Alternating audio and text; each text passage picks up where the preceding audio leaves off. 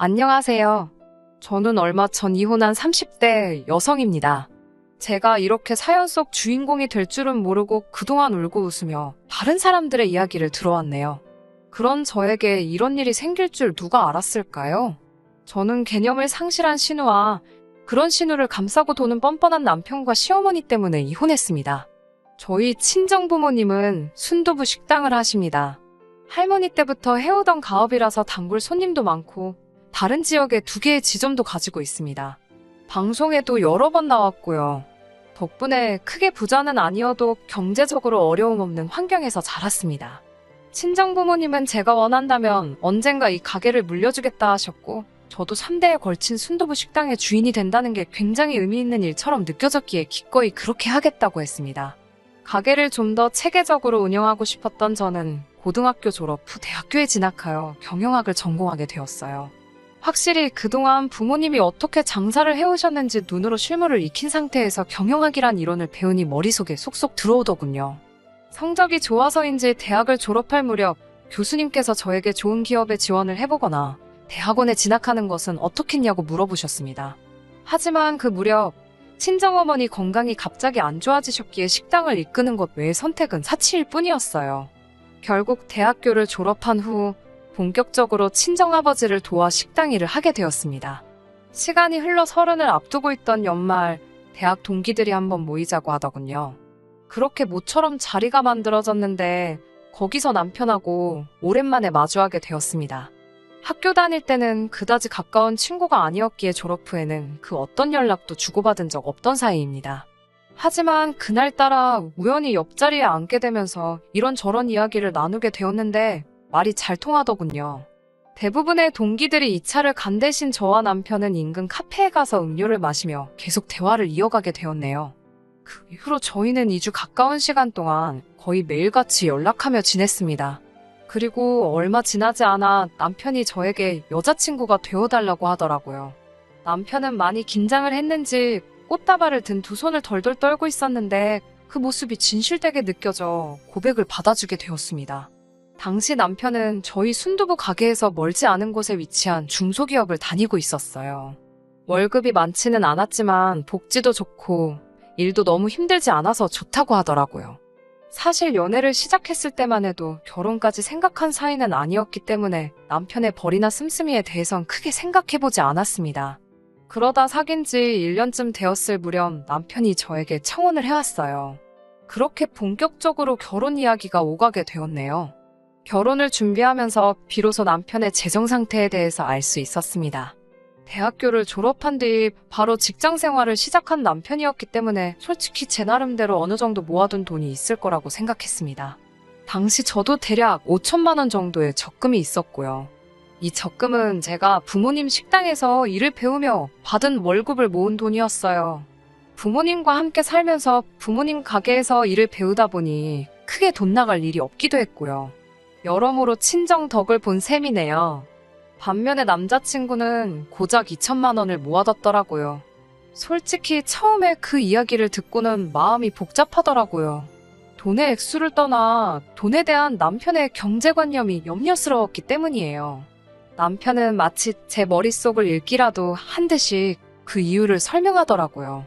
남편에게는 몇 년 전 혼자 되신 어머니와 정신적으로 정말 산만하기 짝이 없는 6살 어린 신우가 있었습니다. 시아버지는 공사장에서 임무로 일하시다 불의의 사고로 돌아가셨는데 그때 나온 보험금과 합의금 등으로 시어머니와 신우가 살아가고 있다고 했습니다. 당시 신우는 고등학교를 졸업한 후 대학 진학 대신 취업을 선택했다고 해요. 하지만 어찌된 일인지 한 직장에 반년 이상 진득하니 붙어있지 못했고 그 이후로는 눈에 띄게 무기력해졌다고 해요. 게으르기도 얼마나 게으른지 시어머니가 수거해가지 않으면 자기가 방에서 먹은 과자 봉지 하나 버리는 법이 없다고 들었고요. 병원에선 몸이 아픈 그런 문제가 아니라며 최대한 신우가 마음 편한 환경을 조성해주라고 했답니다. 그 이후로 시어머니는 신우의 마음을 편하게 해준다는 명분으로 신우가 하는 일이라면 무조건 오냐오냐 해주시게 되었고요. 사정이 그렇다 보니 남편이 벌어오는 돈은 거의 대부분 새 식구 생활비로 쓰이는 일이 허다했고 결과적으로 남편이 제대로 돈을 모을 수 없었던 거지요. 남편에게 그런 복잡한 사정이 있을 거라곤 상상도 못했기에 남편의 이야기를 듣고 많이 속상해졌습니다. 간간히 데이트를 하다가 집에 일이 생겼다며 급하게 돌아가는 일도 데이트 중에 신우로부터 와 있는 장문의 문자들도 그제서야 납득이 되었고요. 남편의 잘못으로 만들어진 상황이 아니었으니 제가 안고 가려고 했습니다. 하지만 결혼은 현실이었어요. 서로가 모아둔 돈이라고 해봐야 7천 남짓이었고 이 돈으로 사실 서울에 전세방 하나 구하는 것조차 하늘의 별 따기였습니다. 상황을 눈치채신 친정부모님께서 식당 근처에 사는 조건으로 작은 아파트를 전세로 구해주셨어요. 이 집에 살면서 허투루 돈 쓰지 말고 모아서 집 사서 나가라고 하시더군요. 친정부모님의 도움 덕에 결혼에 있어서 큰 시름을 덜 수 있었습니다. 그렇게 결혼식을 올리고 처음 1년은 별탈 없이 지냈습니다. 그럼에도 불구하고 제가 이혼을 결심하게 된 건 시댁과 얽힌 몇 가지 사건들 때문이에요.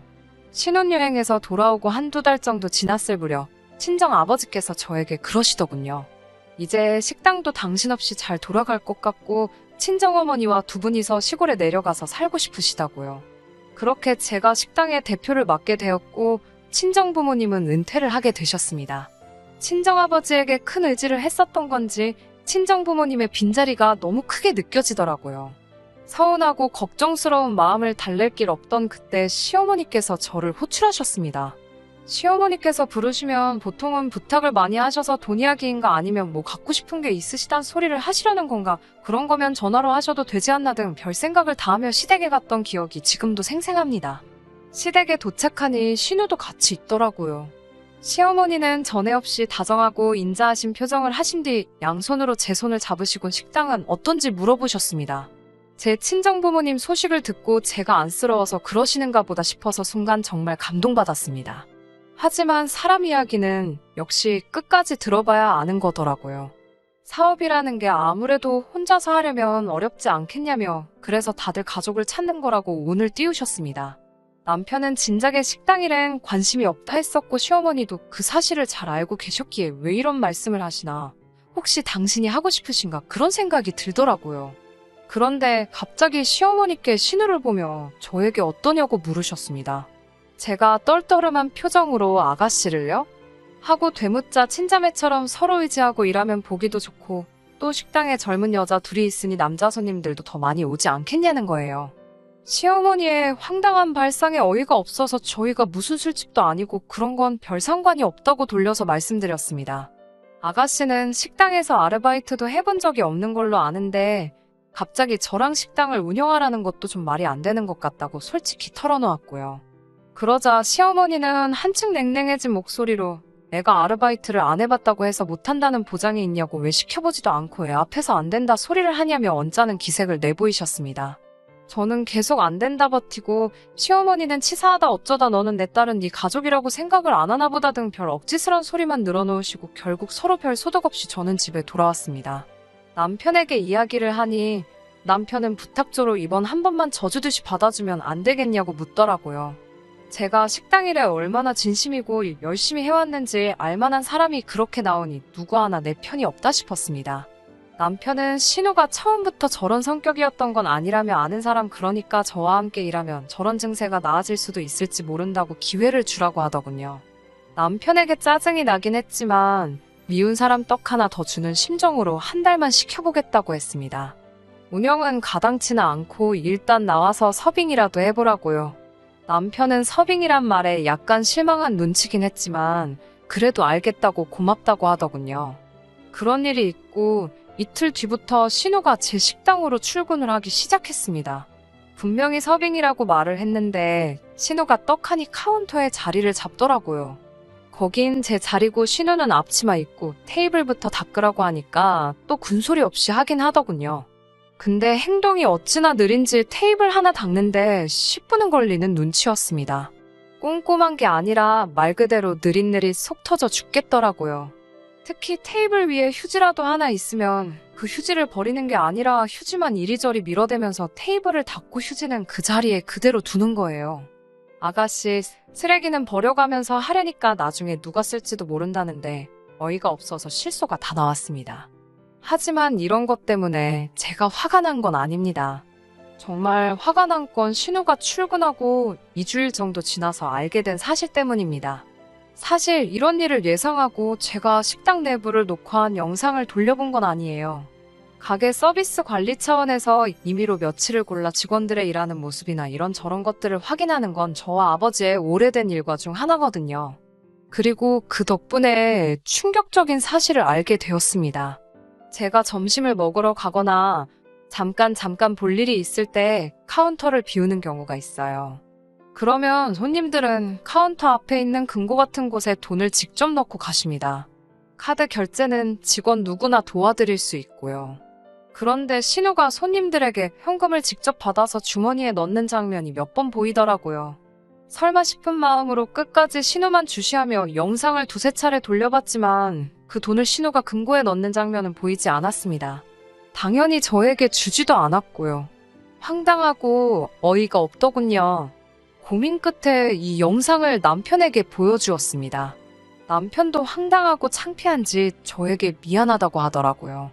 당장 아가씨 머리를 다 밀어버리겠다며 분노를 하기도 했고요. 저는 시어머니께 이 일을 알려야 할 것 같다고 했고 남편도 그러는 편이 좋겠다 하여 시댁을 찾아갔습니다.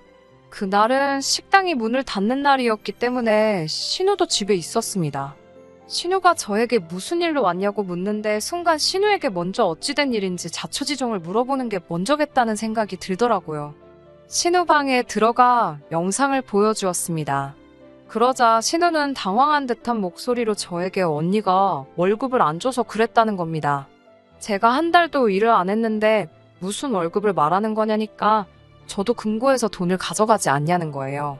저는 그 식당 주인이기도 하고 제가 금고에서 돈을 꺼낸 이유는 식재료 결제 대금이었거든요. 어처구니가 없어서 주인인 저랑 아가씨랑 갔냐고 물었습니다. 아가씨가 하는 말은 점점 더 기가 차더라고요. 자기는 공동운영자라고 듣고 일을 하게 된 거라며 말도 안 되는 억지를 부렸습니다. 결국 시어머니께 영상을 보여드리며 저는 신우를 저희 가게 아르바이트생 정도로 생각하고 있다고 말씀드렸습니다.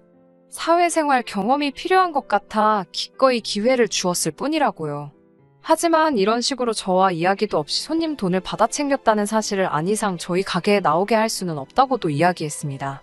그러자 시어머니는 신우에게 왜 그랬냐며 한마디 하시고는 저에게 공동운영자인 줄 알고 그랬다 하니 이번 한 번만 넘어가 달라고 하셨습니다.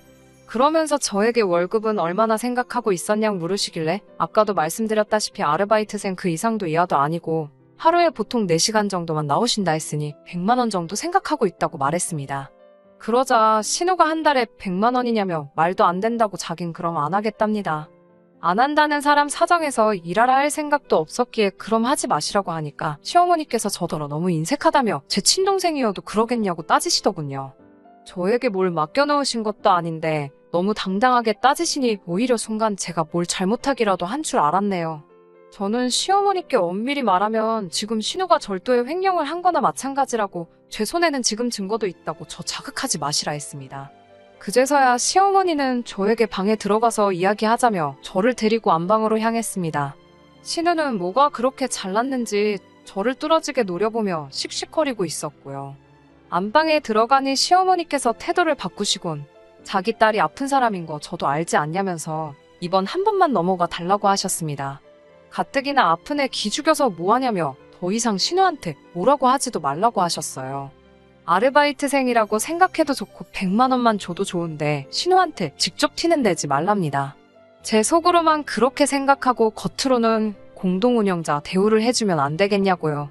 모처럼 신우가 식당 나가는데 분소리 안 내고 다니고 있었는데 다시 안 나간다고 하면 시어머니도 다시 예전처럼 하루 종일 신우랑 붙어 있어야 된다며 한 번만 이해해달라고 통사정을 하셨습니다. 시어머니가 한껏 자세를 낮추고 저에게 부탁을 해오시니 제 마음도 흔들리더군요. 차라리 소리치고 화를 내고 저를 꺼그려 두셨으면 저도 인정사정 봐주지 않았을 텐데 말이에요. 그렇게 결국 알겠다고 이번 일은 그냥 넘어가겠다고 대신 절대로 제 눈을 속일 생각하지 말라고 신우에게 단단히 일러달라 부탁드렸습니다. 하지만 신우는 제가 생각했던 것보다 훨씬 지나친 정신이 상자였습니다. 지금도 생각하면 소름이 끼치는데요. 이튿날 출근한 신우는 콧노래를 부르며 가게 안을 활개를 치고 돌아다녔습니다. 그런 신우를 보면서 정말 이상하다 싶었고 오늘 무슨 사고라도 칠 것만 같은 기분 나쁜 예감까지 들었습니다. 하지만 예상과는 달리 별일은 없었어요. 그런데 저녁 장사가 끝나갈 무렵 배달 갔던 몇몇 손님들에게 전화가 걸려왔습니다. 순두부찌개에서 은색 철수세미 같은 게 나왔다는 거예요. 전화뿐만 아니라 인터넷 배달 주문 후기에도 이물질이 나왔다는 글이 올라왔습니다. 도무지 납득이 되지 않았어요. 100번 양보해서 한두 손님이 그런 불편한 경험을 하실 수 있다고 해도 어떻게 그날 배달 나간 모든 손님들 음식에서 동일한 이물질이 나올 수 있겠어요. 8 손님 중 5분에게 그런 컴플레인을 받고 설마 싶은 마음에 다른 3분께도 직접 전화를 걸었습니다. 식당 주인 입장에선 손님에게 먼저 저희 음식에서 뭐 이물질이 나왔냐고 묻는 것 자체가 저희는 음식을 제대로 관리하지 못합니다라는 고백이나 진배였기 때문에 속상한 마음을 감출 수가 없었어요. 하지만 대충 넘어갈 문제가 아니다 싶어서 제 딴에도 큰 용기를 낸 거였습니다. 그러자 3 손님 모두 맞다고 이물질이 있었다고 이야기해 주시더군요. 얼마 전까지 주방에서 실제로 철수세미를 썼었기에 얼마 전이었다면 정말 저희 실수였을 수도 있습니다. 하지만 철수세미는 그때 이후로 더는 사용하지 않고 있었기 때문에 더욱더 오늘의 사건을 이해할 수가 없었지요. 저는 주방 이모에게 혹시 오늘 주방에 이모님 말고 누가 들어온 적이 있었냐고 물었습니다. 주방 이모는 저희 가게에서 10년도 넘게 계셨던 분입니다.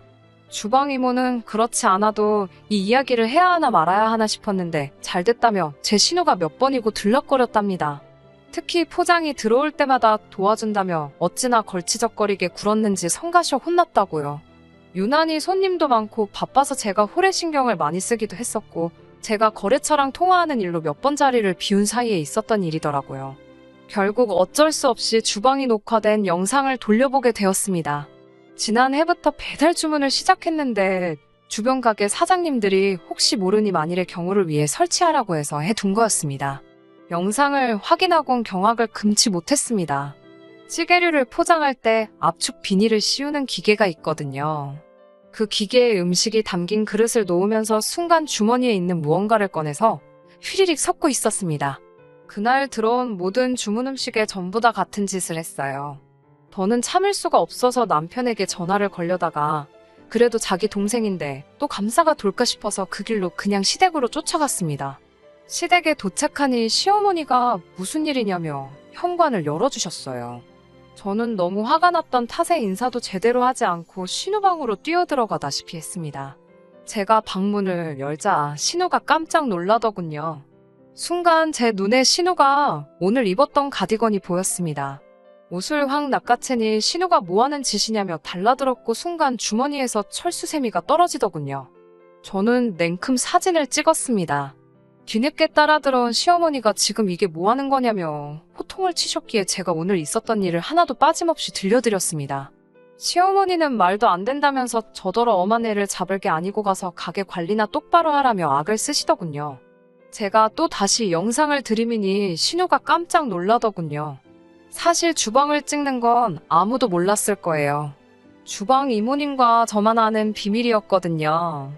신우가 이렇게 동의 없이 다른 사람 영상을 찍으면 안 되는 거 모르냐고 초상권 침해라는 말도 안 되는 소리를 짓거려댔습니다.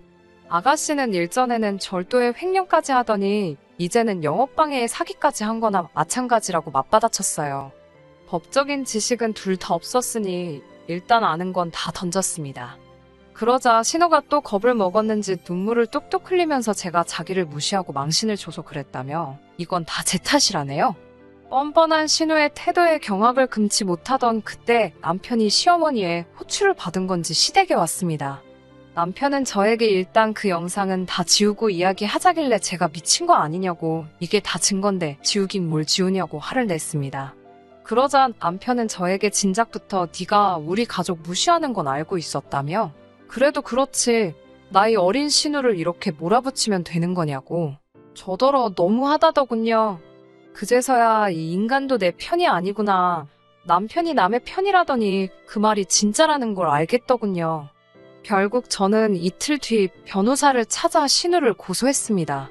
시어머니와 남편에게도 신우를 고소했다 이야기했고 남편에게는 곧 이혼 소송을 시작할 거니 소송하기 싫으면 적당히 합의하고 끝내자고 했습니다. 남편은 처음에는 소송할 테면 하라고 그럼 네 재산반은 자기 거라는 말도 안 되는 소리를 하더라고요. 그래서 자기가 기여한 거 하나도 없고 다 친정부모님이 나한테 주신 거니 개꿈깨라고 했습니다. 며칠 뒤 남편도 어디 가서 알아볼 만큼 알아봤나 봅니다. 자기가 잘못했다며 신우정신머리도 따끔하게 고쳐놓을 테니 적당히 하고 그만하라더군요. 하지만 그 며칠 동안 제 마음은 차게 식은 상태였고 머리는 더 냉정해진 상황이었어요. 그리고 얼마 지나지 않아 신우가 식당에 찾아와 죄송하다고 사과를 하더군요. 자기가 내켜서 하는 건지 시켜서 온 건지 알 길은 없었지만요. 저는 그렇게 미안하면 신우가 쓰는 소셜미디어에 반성문을 써서 올리라고 했습니다. 그 정도 배짱도 없이 그런 짓을 한 거는 아니겠죠라고 무르니 입술을 꽉 깨물고는 저를 또 쳐다보더군요. 정신 못 차렸네 싶었지만 저도 사실 가게 일 때문에 바쁘고 더 이상 끝나버린 이 집안 식구들이랑 시간 낭비는 하기 싫었습니다. 결국 남편은 이혼 서류에 사인하고 빈몸으로 나가는데 동의했습니다. 동생 간수나 잘하고 살라고 덕담도 한마디 해줬네요. 시어머니 말씀대로 믿을 만한 가족과 같이 제 식당을 운영해 나갈 수 있었다면 얼마나 좋았을까요? 그나마 다행인 건 신우가 약속대로 반성문을 올렸고 그날 배달을 시켰던 손님들도 다시 재주문을 해주셨다는 거예요. 저도 지금은 혼자 된 현재를 어느 정도 즐길 수 있게 되었고요. 전 남편 소식은 솔직히 잘 모르겠습니다. 저랑 이혼하면서 동기들하고도 연락을 끊고 잠수를 탄 것 같더라고요. 동기들은 제가 왜 이혼했는지 다 알고 있고 그래서 전 남편이 돌아올 자리는 더욱 없을 것 같긴 하네요. 끝까지 들어주셔서 감사합니다. 오늘의 사연은 여기까지입니다. 구독과 좋아요, 알람 설정 부탁드리고 더 좋은 사연으로 다시 찾아뵙겠습니다. 감사합니다.